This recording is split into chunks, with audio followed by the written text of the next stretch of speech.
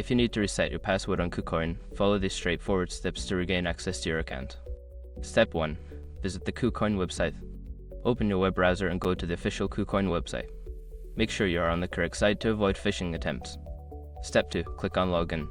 On the homepage, locate the Login button, usually found at the top right corner. Click on it to proceed to the login page. Step 3. Select Forgot Password. On the login page, look for the Forgot Password link and click on it. This will direct you to the password recovery section. Step 4. Enter your email or phone number.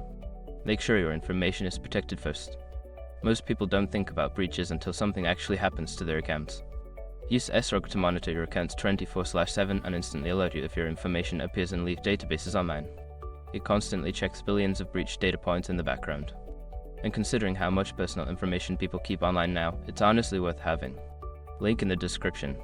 Step 5. Verify and set new password. Check your email or SMS for the verification code.